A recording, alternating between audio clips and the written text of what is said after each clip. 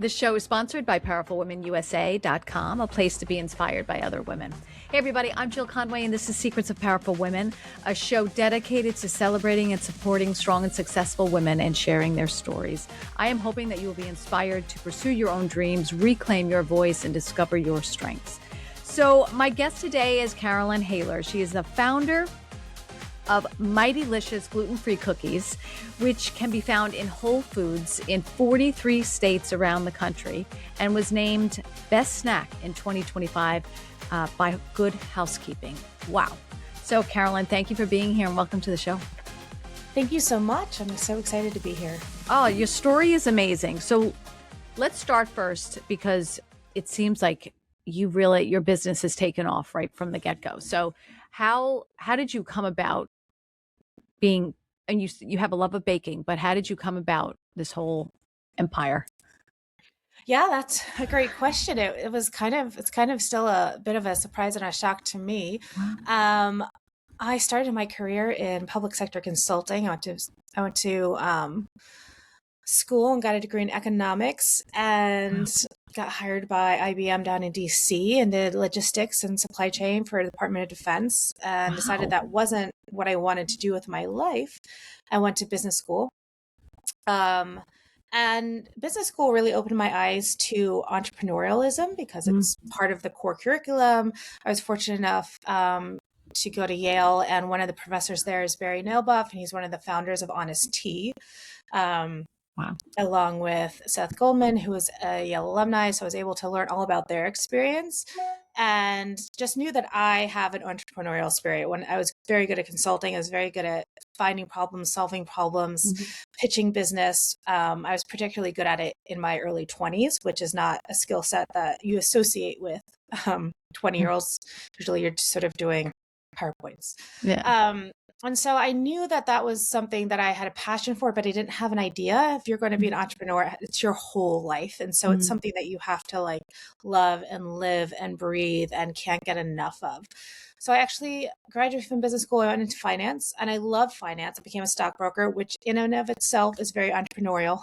Yeah, very hard too. A very small business within a larger umbrella business, and you only get paid if you bring in business. It's not something like other jobs. I loved banking. I loved being a broker. I love working with clients. I love solving problems.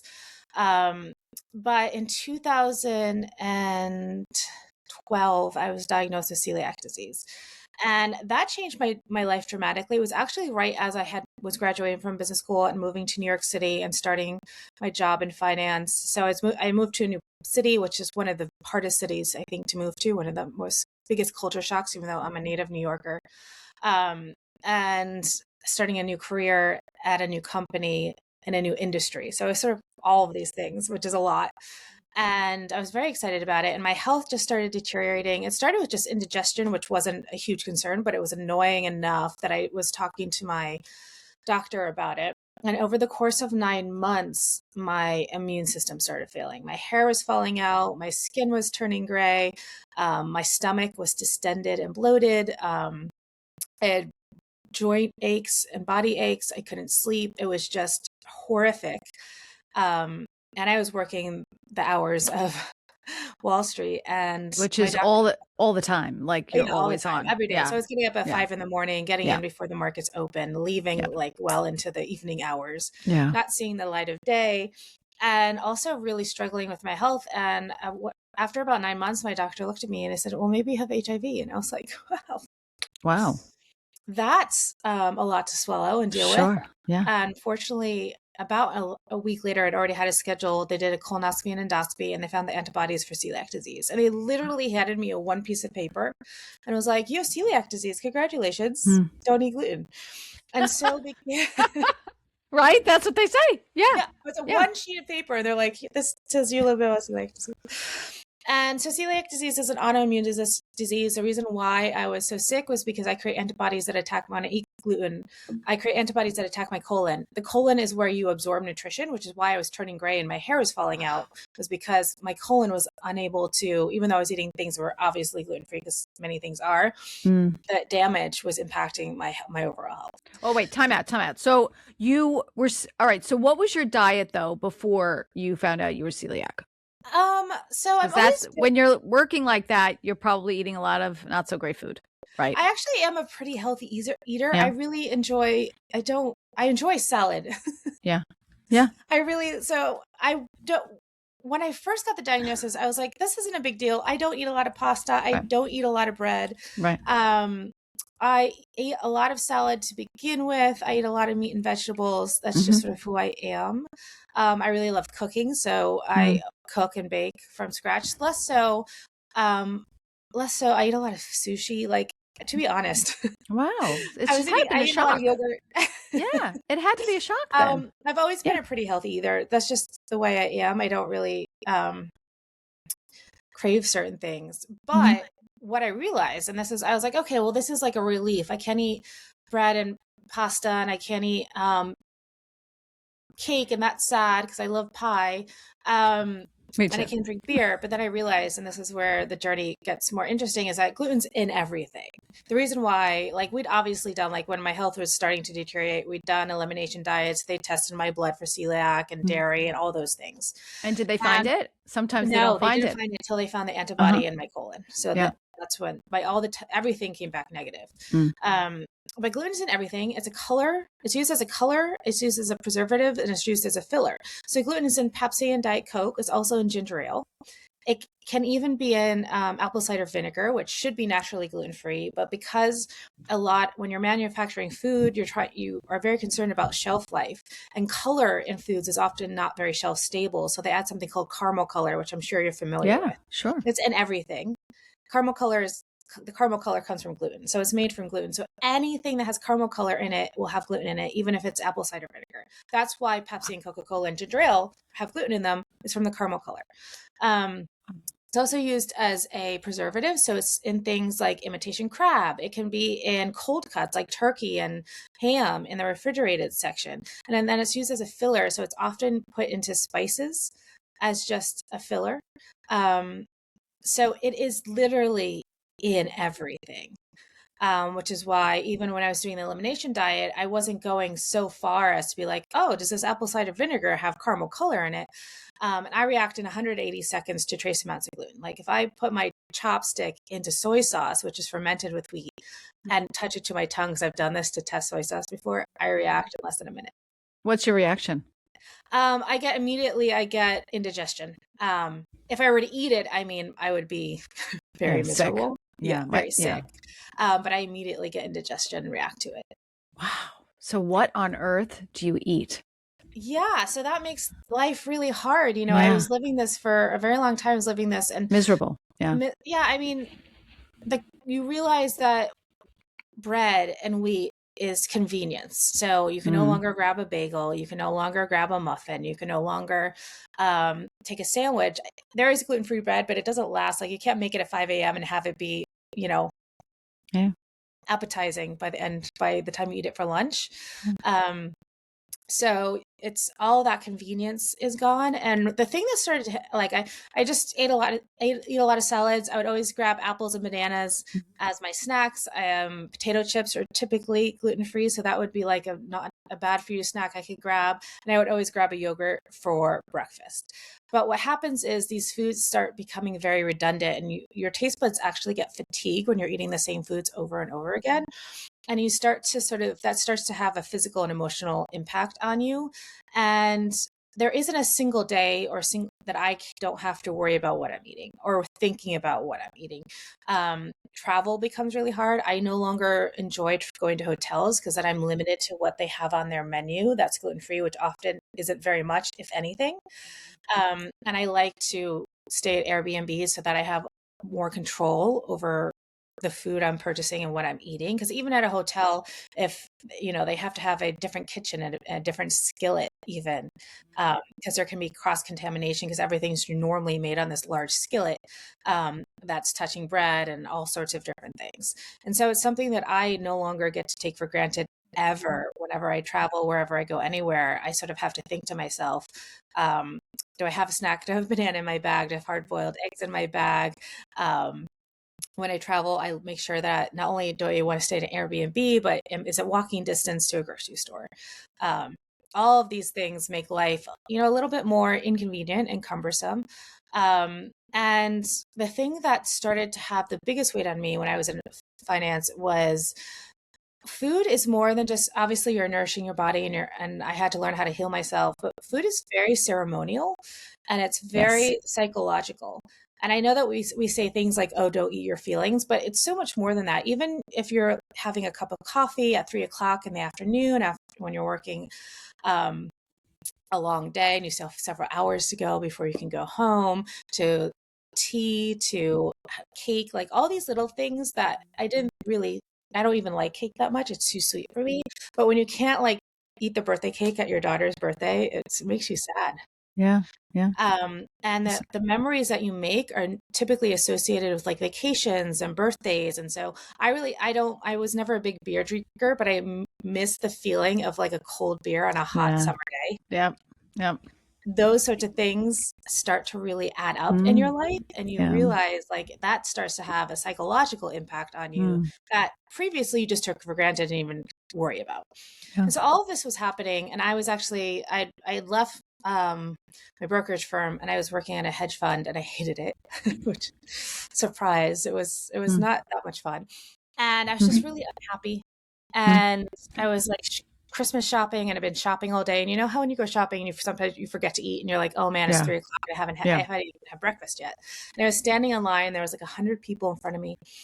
And I saw this package of gluten-free cookies and I was like, oh, thank God. And it was in this beautiful packaging. It was in a box, beautiful. And it had this whole story about this executive chef. And I took one bite out of it and was like, I didn't even swallow it. I didn't even keep chewing. And then I was like, oh man, now I have to buy these cookies. They're like $10.99. I'm going to throw them out before I leave the store. Like, I was just like, I deserve a cookie.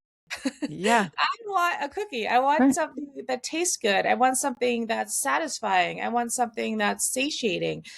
And oftentimes manufactured gluten-free products are not that.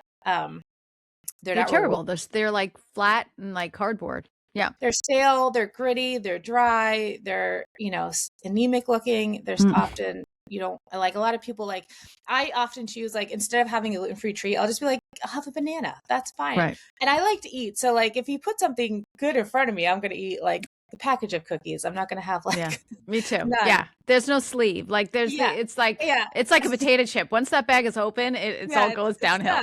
So, which tells you how unappealing a lot of these products are, is that people, when they're like, oh no, I'm good.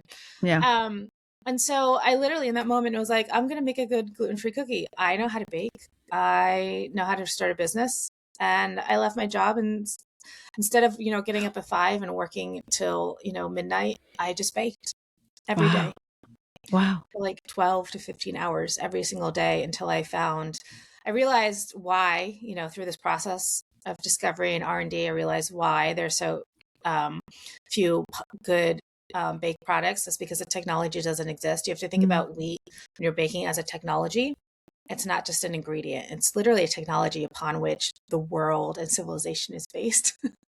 Wow. Because with one ingredient, you can make so many different foods that are, shelf stable and delicious. I mean, you can make bread from just water and wheat, right? And feed an entire city with that, with just water and wheat, just 2 ingredients. Obviously, you can add in some salt if you want, but with just water and wheat, you can make sourdough bread and feed thousands of people with it. And wheat is wonderful because it has high level of protein, so it's very strong, and protein is not strength, it's flexibility. If you think about like a croissant and you push down on a croissant and it's sort of flaky, but then it pops right back out, that's the protein in the wheat. It's neutral in flavor, so it can be savory, it can be sweet. You don't really notice it, but it's has a lovely sort of umami flavor to it, but it's incredibly subtle. it browns beautifully, so it caramelizes and you get the Maillard reaction, which is why we love that the color of toast and the color of cookies that have that beautiful caramel color. That's also from the gluten in the wheat. And when you remove that single ingredient, you've removed the entire foundation of baking. Right. There are no grains that replace it. There's ancient grains that are like sorghum flour that's very high in protein, almost as much protein as wheat, but it doesn't taste good. Right. Right. It tastes actually quite aggressive. I like that. It's aggressive. It's aggressive. I would say wheat flour tastes soothing and it's harmonious and it's cooperative with other flavors, and sorghum is not as aggressive. And then there's rice flour, which is also a foundation of society, but rice has 1/400th the amount of protein that wheat has. Wow. But it has a really neutral flavor and it's lovely. Everyone likes rice. So you have hold on. There's no gluten in the rice then. There's no rice flour is completely gluten-free. Sorghum flour is completely gluten-free.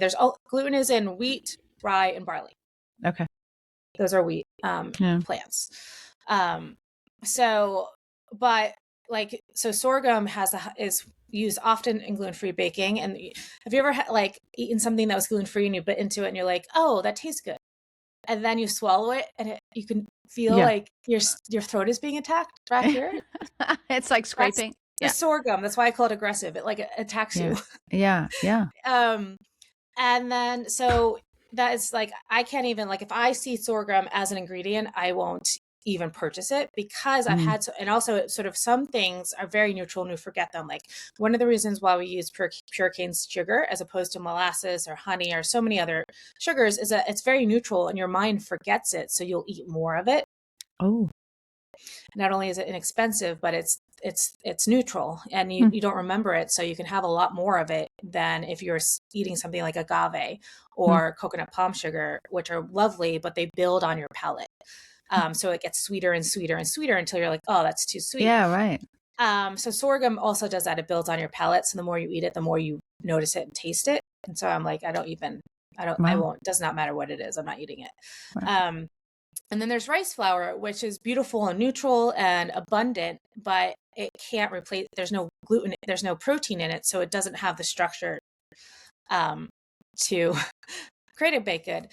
So I'm going through this process and buying all of these gluten-free flours, and all of them have sorghum or millet or these ancient grains that are higher in protein but don't taste good.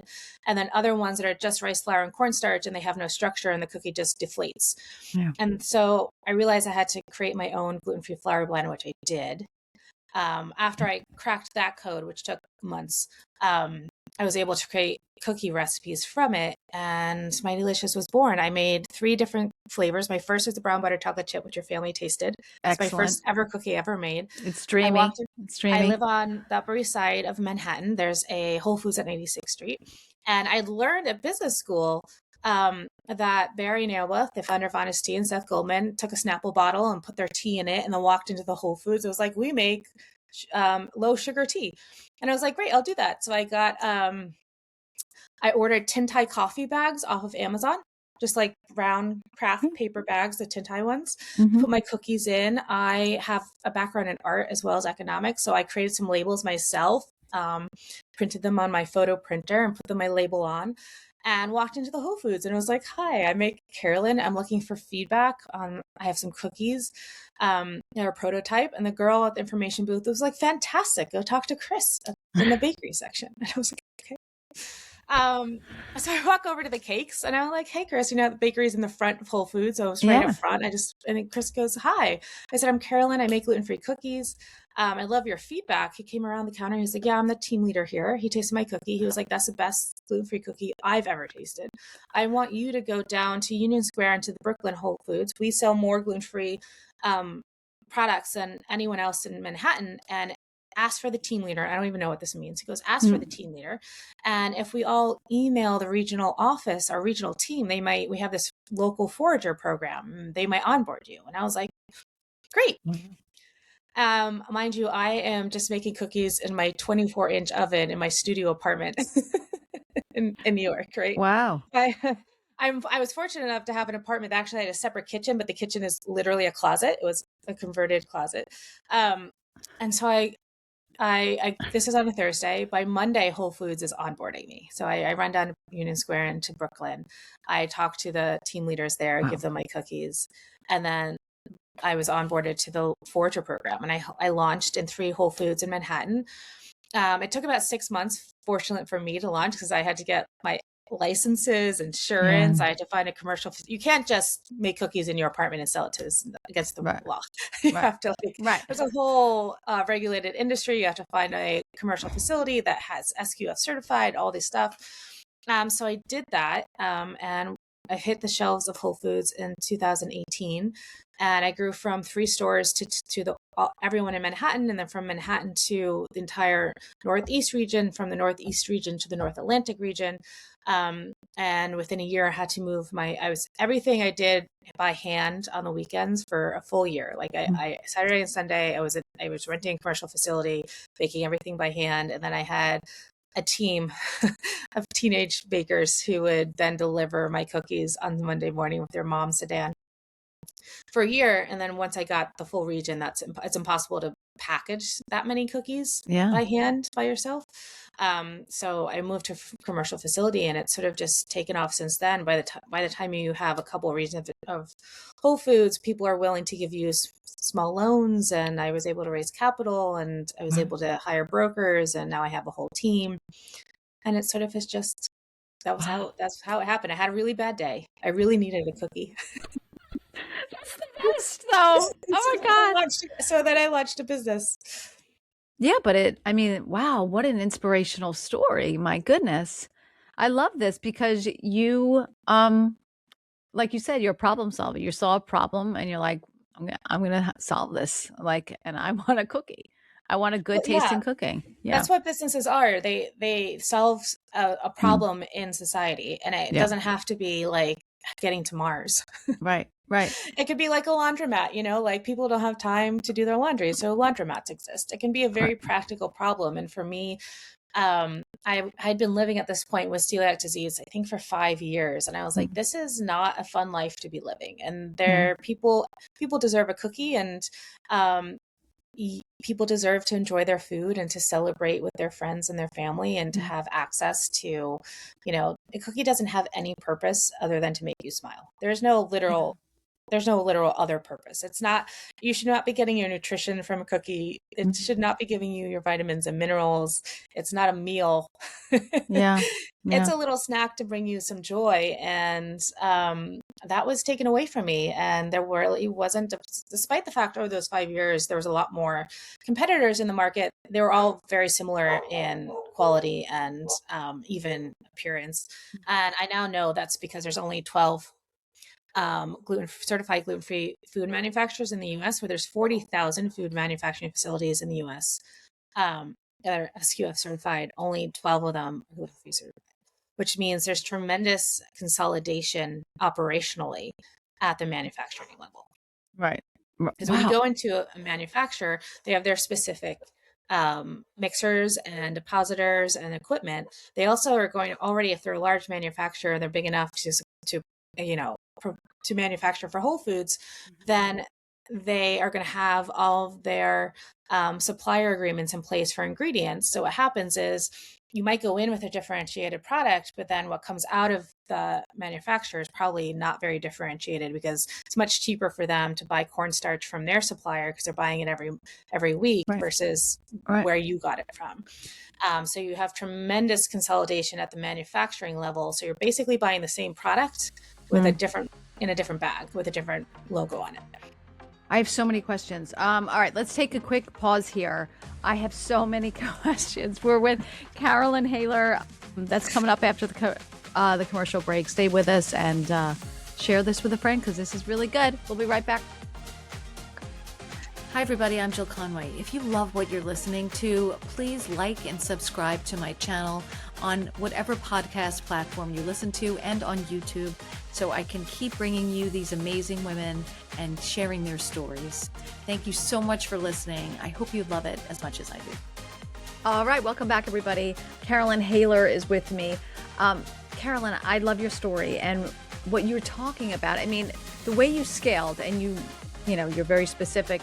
How hard was it to, as you said, go from your baking in your kitchen to then, this is a whole new world. This is a whole new, industry for you, to then even start to find the next step, right? You went to Whole Foods, said, yes, we want this, which I would imagine is almost like a QVC, like, all right, we want your brand, and now you have to mass produce almost. Right. So talk to me about what was that like? Yeah, I mean, I was fortunate that I started in 3 Whole Foods. So it was literally like, it gave me, and I wanted I was intentional about starting small, right? I had the network and I had the education to be like, I'm going to go raise money. I could do an angel round. I can go get investors. I live in Manhattan. I know a lot of, I know a lot of people in this net industry. And I was like, I don't want to do that. I want to own it myself, and I want to build it, and I want to be the expert in this industry. I don't want to bring someone on. I have an idea and then bring someone on, and as an investor and a partner, which is a wonderful thing to do. I'm not saying if you get to do that, wonderful, but I wanted this to be my own. I wanted to be the expert.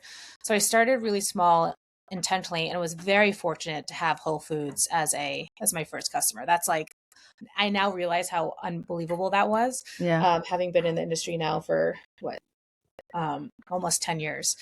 And I wanted to own it. And so I did. So I just opened up credit cards. I had very good credit because I'd been working in finance. So I opened up a whole bunch of business credit cards, opened my LLC, opened up a whole bunch of business credit cards, which are, of course, are guaranteed personally by me, used my credit cards as revolving lines of credit to purchase inventory and then make the inventory and then deliver it.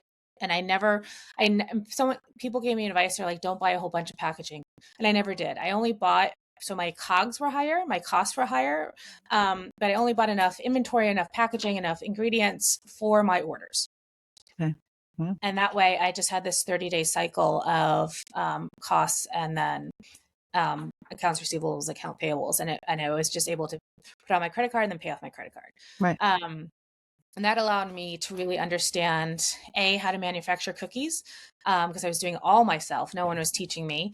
And then also how to manage sort of that receivables process. Yeah. And then I grew from 3 to 10 stores.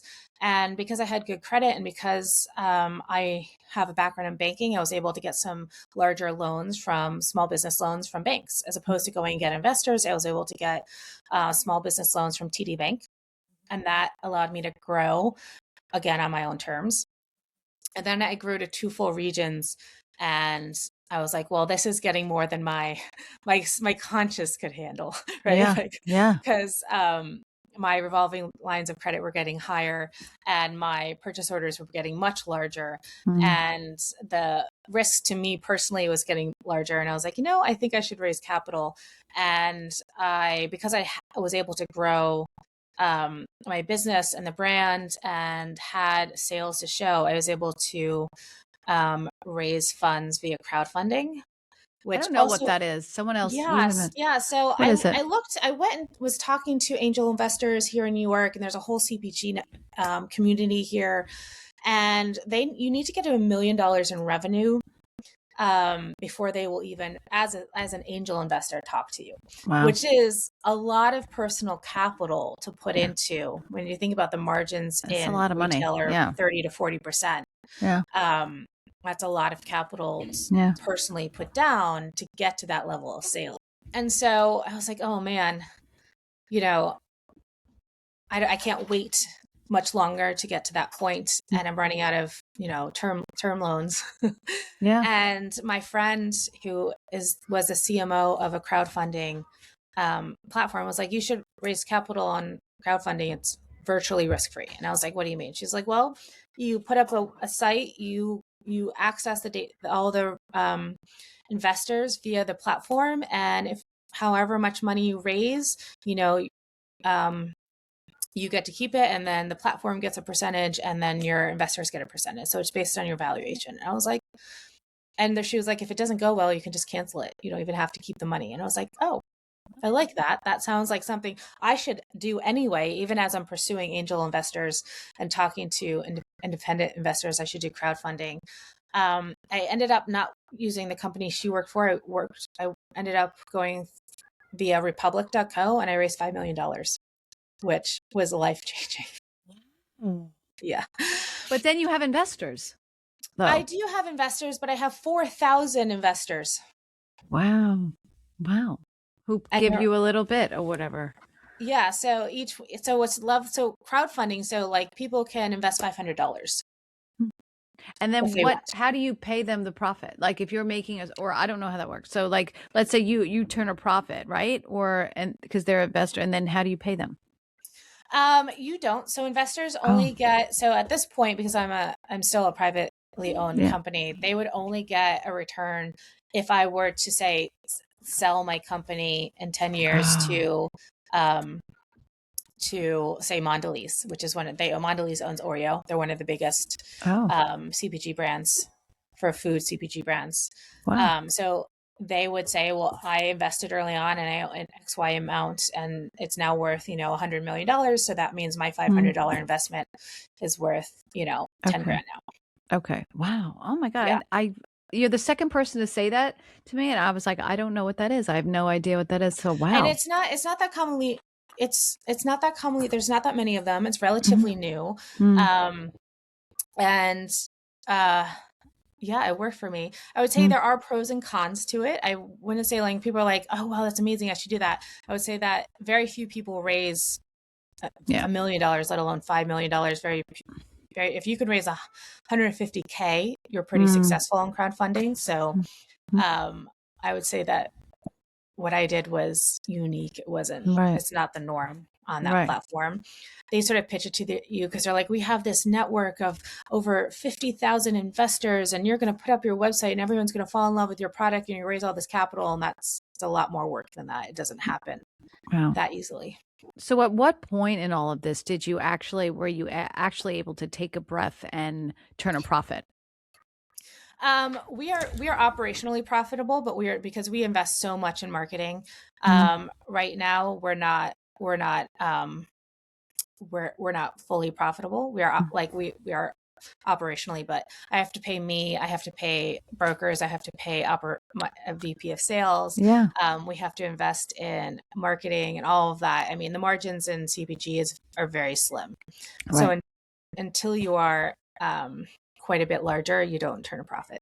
Wow. Which I feel like if you introduced yourself, anyone would just think like, oh, she must have so much money. She must be so successful, but it's hard. It's hard. I mean, the thing about this industry is that when I get into a new retailer, I don't turn a profit with that retailer. If they say take 4 flavors and they put me in every store and they have 300 stores, I won't be profitable with that retailer for 2 to 4 years because in order to get on the shelf, you have to give them free product. Wow. And often there's a slotting fee. So for every store that you are in, you have to give them 2 cases of free products. And you won't break even on that for at least a year. And then there may be a slotting fee where you have to pay them an additional fee just to be in the store. So, wow, I didn't know this. So you have to pay a fee to be in the store. You have like the slotting fee. Then you give them free product and you don't see, they keep the sales for that? They do. Oh yeah, 100%. And certain retailers, even if they put you on and you pay the slotting and you give them the free fill, there's no guarantee they'll keep you. So it could take you 2 years to just break even on that. And they may not keep you on shelf for 2 years. Wow. So what other avenues besides our Whole Foods? I mean, you're doing it online and all online sales? Yep. So we're on Amazon and we do direct to consumer. That's where all of our marketing expense goes to because you have to acquire customers that way, which means I have to pay for Meta ads and Google ads and Amazon ads. And the acquisition cost of a single customer is $36 and my bags sell for $7.99. Right. Wow. It's so, I mean, I know you must love this because this is, love it. Yeah. But have you had doubts along the way and you were just doing like, oh, God, why am I doing this? Why am I doing this to myself? Yeah, I mean, I love it. I never wake up and I'm like, oh man, I don't want to do cookies today. I always wake up ready to work. Like I always wake up ready to do my company. And there's never, even when I travel a lot and I'm doing trade shows and I'm tired, like I love it. There's never a day that that I don't want to do my job, or that I have fear about my job. The thing that I fear is like this not being successful and me having to go back to a corporate job. I Right. fear that more than sort of what I'm doing. Like I so desperately want to continue to do what I'm doing and to be a CEO and to run my own company. But there are times when, there's just setbacks, there's these huge wins and then there's huge setbacks along the way. And I describe, even though I say how much I love it, I describe being an entrepreneur like getting up and being kicked in the face every day, every day. Yeah. So anything that can go wrong does go wrong. Especially when you're dealing with supply chain, everything. Like I ordered packaging from China and it got all the way to the US and then it was raining that day. So imagine how long it takes to like order the product, have it manufactured in China, have it shipped all the way from China to the US. It gets here and it was destroyed because that day it was raining. And so it has to go from China and it has to come on a plane over to New York and then it has to go to Newark and then it has to go on a Mommy. Oh, good job. It's a pipe. Okay. Shh. Then it has to go on a truck to get to my warehouse. And then from that truck, it has to get walked from the truck into my warehouse. And it was raining that day. And it was raining so hard that the boxes got wet. No. Oh. And it was all destroyed. And I was like, oh, perfect. Gosh. And just stuff like that happens all the time. And then that's catastrophic because I needed that packaging for an order that a customer was waiting on. And these retailers do not want to wait. You cannot say, I'll have it ready this day and not have it ready. You could lose the entire account if you aren't ready. So, I mean, it's a rather challenging industry. So what did you do in that situation? How did you cope with that situation?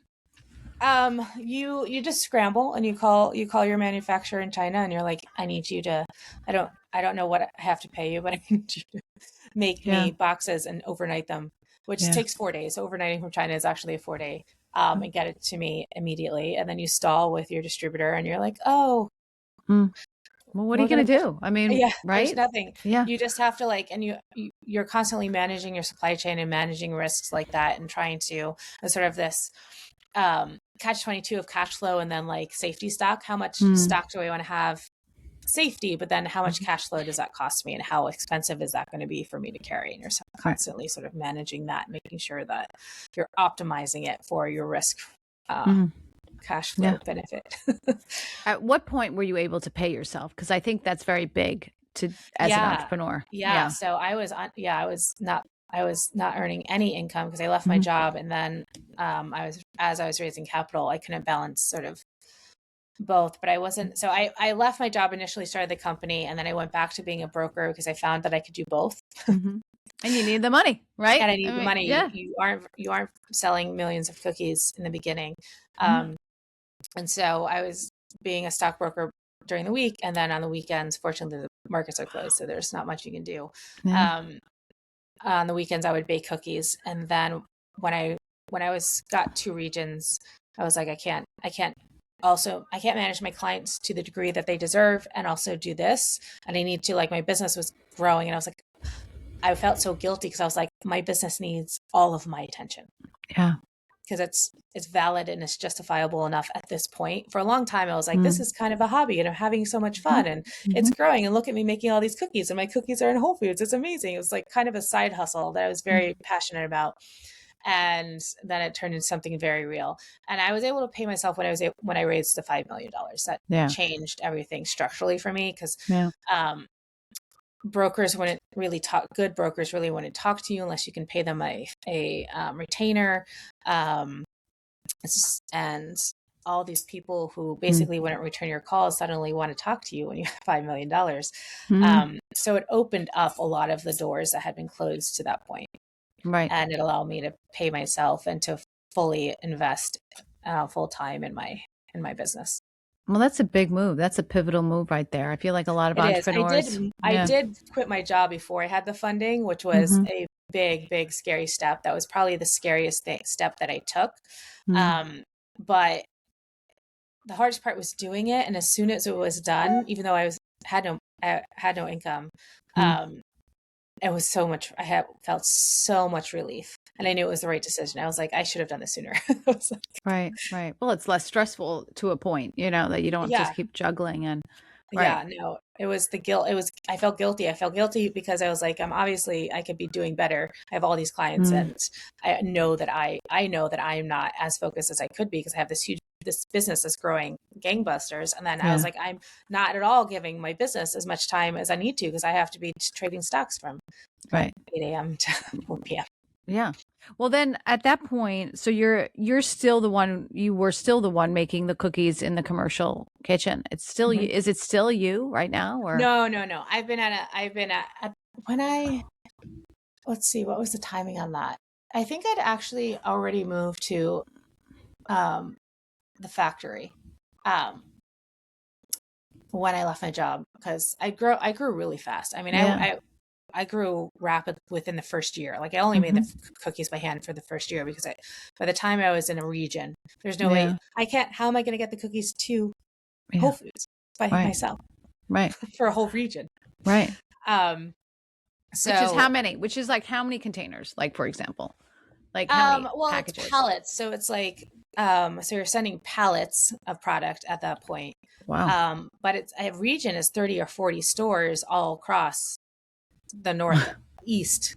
So Wow. there's no, we were Yeah. delivering them to Manhattan, Right. Right. which was a lot of work. Right. So before I raised capital, I'd already gone to a co-packer, which is why I needed more funding was because each purchase order is relatively large. Now I'm Yeah. ordering, $30,000-$40,000 worth of product a week. Right. And Right. I was funding that all via my credit cards and my term loans. Wow. That's so stressful. I feel It like. is. It is. Yeah. Though, if you can't tell, I really enjoy risk. Yeah. Well, you have to, um, I think. yeah. Yeah. Yeah. If you don't like, my wife works for Amazon and she's in marketing. And she's wonderful at her job. She's a wonderful corporate executive. And this would make her crazy because Mhm. I am the answer to everything. Mhm. And so many other problems I've never been presented before. So I just have to make it Yeah. up as I'm going along. And I have to be confident in that decision making. There's no one to turn to or to cry to or to complain to. And I just have to get it done and figure it out. And Yeah. Yeah. I love Was that. there ever a moment where you just wanted that you just sat down and said, had a good cry? Oh yeah. I Yeah. don't cry very easily or very often, but there's been a few times where I've been reduced to tears. Mm. The most notable, and I also when I learned the skill set that I have, or that's really, really important to my success is I don't doubt myself very much. So it's very Mhm. easy to have a retailer turn you down or Mhm. something to go wrong and to be like, that's it, I'm done, it's over, and just go into this spiral of negativity because a lot of what you're doing is just in your head. It's this fantasy you have. I'm just building this fantasy that I have about Mhm. gluten-free cookies. Mhm. And it's very easy for that fantasy to become the spiral of gloom and doom and despair. And I'm very good at controlling that because I'm a very optimistic person. But I also when I do get a really bad, something that's really disappointing or really, which usually has to do with not getting an account or something like that, Mhm. is I just feel really bad. And I do whatever I need to do in that moment to mourn because it's a Mhm. mourning process. Because you thought this great thing was going to happen and then it didn't happen. The opposite that you thought Mhm. was going to happen occurred. And now you have to scramble and even maybe start over. And I Mhm. just mourn that day. I just cry or I have a glass of wine or I go to bed early or I watch a movie or I just really, really dig into the morning process. Mhm. And then the next day when the sun comes up, I'm done. Right. And Right. I'm just over it and I just keep marching forward and I don't let that sort of spiral continue. I just sort of let it happen and I allow it and acknowledge it and I invest in it. And then I'm next day that's a new day. And if we're starting from scratch, we're starting from scratch. If I'm fixing things, I'm fixing things. If I'm going to be expensive, I'm going to pay for it. It all is just, I just march forward. So I love this. I love your story, and I love how hard you've been, gosh, working and dedicated yourself to this business. So what do you want to see the next 5 years as? Yeah. I was focused on cookies until last year, and then we launched baking mixes this year.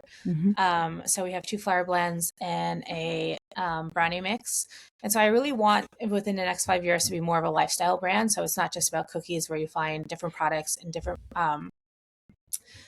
aisles of the grocery store. And then ultimately, you know, I'd like to be purchased by Mondelez or Nabisco or one of those companies. Yeah. How did you come up with the name? That is a great question. So the name Mightylicious was a journey for me. And I think I'm going to talk about this. I usually don't talk about it because it's not like something I'm terribly proud of. I started the company under the name of Hungry Monkey.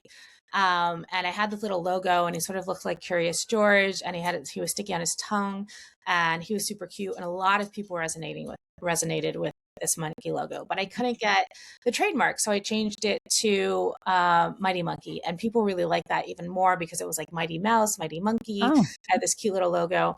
And then I found out from a friend that monkeys can be racist. And I was like, what are you talking about? Monkeys are racist. And I started Googling it, and I was like, oh, well, they can be, when applied to certain situations to certain people, perceived as racist. And what my friend said to me was like, Carolyn, your logo isn't racist. But I would not, as a person of color, put a monkey logo in my shopping cart. Okay. And I was like, well, didn't know that. Right. Yeah. Did not right. know that. That's just my own privilege and ignorance. I did not know that. And that matters to me. And I'm a woman-owned, LGBTQ-owned business. We very much value inclusivity, and we certainly would not want to alienate any part of the population with our logo. The logo is supposed to be fun and happy. So I was like, okay, so I have to come up with a new brand and a new logo. And that is expensive because I'd already been, you know, in a lot of stores as this Mighty Monkey. But I'm telling this story because in light of recent current events, I think that a lot of people get to not worry about sort of the association of monkeys and people. And we are now realizing that it might be something that minorities deal with more frequently than we're aware. Right. And so I was like, I have to change my logo. I have to rebrand, and that's expensive because I had to change. Did I have to change my UPC? I can't remember, but you know, you basically have to. Your customers know you as one thing, and now you're something completely different. Right. And so I was like, I need something that I can trademark, because that was the issue with the first one to begin with. And so many names are already trademarked. Yeah. I need something that encapsulates my brand, which is inclusivity, but it's also fun and exciting and a little bit silly. And I knew that the mighty word really resonated with people. I'd done some sort of surveys and talked to a lot of people who'd been with me through the whole journey, and they really liked that. And I was like, I need something that's fun. And I was like, mighty. And then one day I was like, delicious. And I was like, Mightylicious. And it wasn't trademarked. And I was like, it's perfect. Right. You do have to do that whole search. Like, oh my God, right. No, the trademarking process is quite the process. I was like, it's not trademarked. No one owns it. It's so much fun. It makes you like smile. And then we came up with a new mascot, which is a unicorn, our non-binary unicorn, Charlie, because unfortunately, you can't go too feminine because then men will buy it. Then it becomes a girl product. Right. It's so bizarre, right? It's so bizarre, even though it's like I don't get it. Yeah. Apparently it's a girl cookie. So we wanted something that would resonate with everyone, whether, you know, you're my daughter who's a 4-year-old girl or you're a grown man, that when we're thinking about animals, you want something normally cute and cuddly, but so many of those animals are associated with global warming. Like there's so many things you have to worry about. Oh, unicorns are extinct already because they're not real. They can't go extinct because they're magical. That's and true. They're trending every decade. So my graphic designer and I, whom I love, took inspiration from like Calvin and Hobbes, and some of their original drawings are like from Disney's Cinderella. That artist, those drawings were very much more mature than the actual cartoon, and these beautiful renderings. And we created a unicorn that is a little more sophisticated, little more like Calvin and Hobbes for teenagers. That has no specific gender. Any gender you want Charlie to be is what they are. And it's still fun and quirky and sticking out his tongue and giving the peace sign. Wow. So that's the story. So I made a mistake in using a animal that some people might find challenging to purchase. And I was like, that can't be. Well, you didn't know better, right? When you know better, you do better, it's not right? intentional, but that's also like part of the reason why systemic racism exists is because so many people who have the power to change it don't even know it's there, right? And so it was my own privilege and ignorance that led to that. And then I was like, I changed it, and I like it even more. I love Mightylicious. I think it's a fantastic name. It can be applied to anything. It's not specific to anything. But it's fun to say. Yeah, it is. It's very memorable, and it really encapsulates our brand. And now we have a mascot that is more inclusive of everyone and everything. And I love it. I'm very happy. It was a difficult thing to go through, but in the end, I think it worked out. Yeah. Now you need a jingle. I do. Jingle. Yeah. Right. All right. So advice then to women entrepreneurs, women who are thinking, I have this great idea. What do you say they do? Do they pursue it? So the hardest thing is starting. You have this idea and you're thinking about it and you're like, how do I start? And there's one of the things that I think we live in a world where there's rule makers, and those rule makers are not making rules so that you succeed. They're making rules so that they have control. And if you're an entrepreneur, you are a rule breaker. You're disruptive. You're coming into an industry that has specific rules, and you're going to completely disrupt that industry. And there's no right or wrong way to do that, no matter what someone tells you. So the most important thing to do is to start. Right. And you're going to fall on your face. You're going to be kicked in the face. You're going to fall flat on your back. It's going to be a brutal learning process for everyone, but that is the process. And the most important thing is you just start. Yeah. Just start. You don't have to quit your job full time to begin with, but you need to start. You need to find a market. You need to find a manufacturer. You need to create a prototype. You need to start selling it. You need to start putting it in front of people, whatever it is, you need to start. You need to make it happen. And you can grow it organically and figure it out along the way. Or you can say, I believe so strongly in this, I'm going to get investors. Go start getting investors. Go start sending out emails.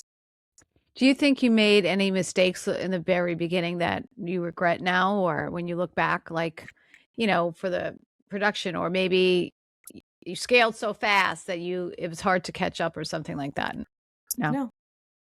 That's great. I'm still here. So the only mistakes that you regret are the ones that bankrupt you. And that is those are very real. Yeah, for sure. I haven't made any of those yet. So I'm still here. I'm still kicking. I'm still growing. A lot of the mistakes, I've learned that a lot of mistakes or setbacks have all, in hindsight, taken me into a better place that I would not have got to. So I'm someone who learns to now embrace volatility. Yeah.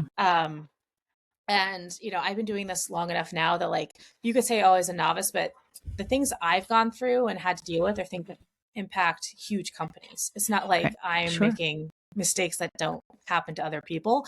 Right. There's certain things that you just don't have control over everything, and you're dealing with things. The only time a mistake is catastrophic is when you let it stop you. Oh, good. Yeah, that's great. You have control over that. Yeah. So keep going. Everyone just keep going. Believe in yourself. Shut the doubting voice up and just keep going. Yeah. Just give that doubting voice some wine, go to bed, and then make it go away in the morning. That's what I do.